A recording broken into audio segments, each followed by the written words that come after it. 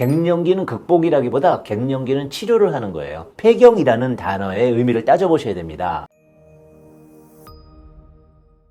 안녕하십니까. 수원 보성한의원 이만희 원장입니다. 오늘도 수면에 대해서 알아보겠는데요. 여러 가지 수면 장애를 유발하는 질환들이 있습니다. 그러나 질환의 범주에 속하기도 하고 많은 연령층에 노출되어 있는 수면에 장애를 주는 요소 중에 갱년기라는 것이 있죠.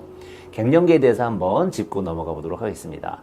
갱년기라는 것은 우리 일생을 거쳐서 어떤 나이 순으로 분류해 놓은 분류의 한 종류인데요. 중년, 장년, 노년 이런 과정 중에 중장년에서 노년으로 넘어가는 시기의 중간 단계를 갱년이라고 합니다. 근데 이 갱년기라는 것은 갑작스럽게 노화가 되는 중간 단계, 성호르몬이 왕성하게 나오던 시기에서 갑자기 단절되는 시기 중간에 느끼게 되는 당혹한 그런 변화를 의미를 합니다.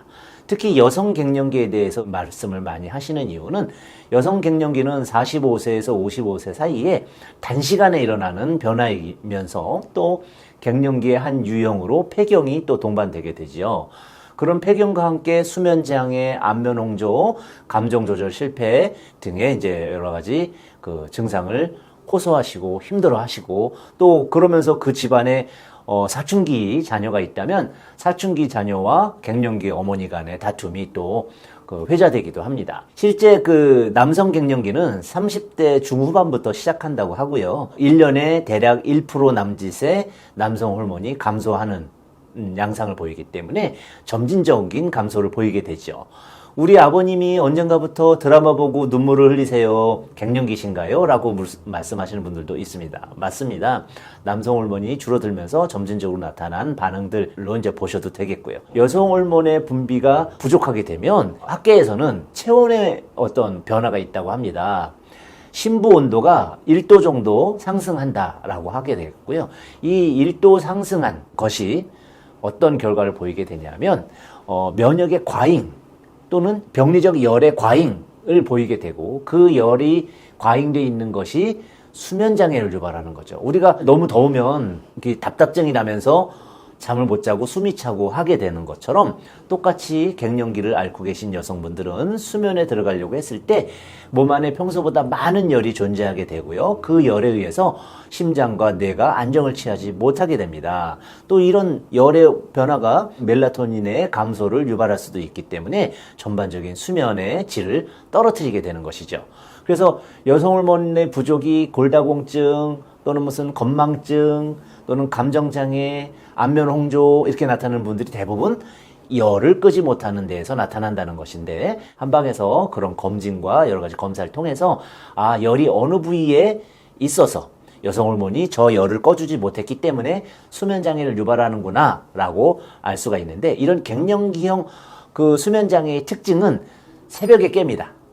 그래서 서너시경 새벽에 체온이 가장 많이 떨어질 때 푹 잠드는 경향성을 보이게 되는데요. 그때 오히려 열이 나타나게 되고 그 열에 의해서 뇌파가 수면파에서 빠져나오는 그러면서 깨고 나면은 그 이후로 잠을 못 주무시는 거죠. 그래서 2-3시에 깨서 꼴딱 샜어요 하시는 갱년기 환자분들이 많이 계십니다. 갱년기는 극복이라기보다 갱년기는 치료를 하는 거예요. 폐경이라는 단어의 의미를 따져보셔야 됩니다. 폐경이라는 것은 생리를 그만하는 거죠. 왜 그만하느냐 하면 내 몸의 어느 한 부위가 임신을 할 수 없는 상태가 되는 것이죠. 어느 분들은 유선의 작용이 다 말랐고 또 어느 분들은 부갑상선이나 갑상선 쪽의 기능이 또는 어느 분은 난소, 어느 분은 자궁 등등등 여러 가지 임신에 꼭 필요한 부분들이 자기 기능을 더 이상 유지할 수 없을 때 내 몸은 나는 임신을 못할 것 같아 생리 그만 이렇게 판단을 하게 되는 것입니다. 물론 유전적인 요소가 많이 작용하게 되지만 그럴 때 여성 호르몬을 투여하게 되면 억지로 생리를 진행하는 것이죠. 그렇다면 내 몸이 착각을 합니다. 내가 다시 임신할 수 있는 상태인가? 라고 생리를 진행하게 되는 것입니다. 그렇게 됐을 때 이런 부분들이 요새는 60이 넘어가신 분들도 여성 호르몬을 투여하시는 경우들이 생기는데 여러 가지 종양이라든지 이런 질환이 생기는 사례들이 보고되고 있기 때문에 바람직한 것은 아니겠고요. 그래서 호르몬의 투여보다는 내 몸에 남아있는 열이 호르몬의 도움을 받지 않고도 진정될 수 있게끔 열을 컨트롤하는 방법을 한방에서는 적극 권해드립니다. 그 열을 컨트롤하는 부분은 조금 어려운 부분이긴 합니다만은 한 몇 달 정도, 몇 개월 정도 이렇게 반복적으로 이렇게 하시게 되면 쉽게 정복하시는 분들이 있고요. 그래서 치료를 꼭 받으시기를 권해드립니다. 갱년기 장애를 치료하셔서 수면 조절에 도움이 되셨으면 합니다. 네, 감사합니다.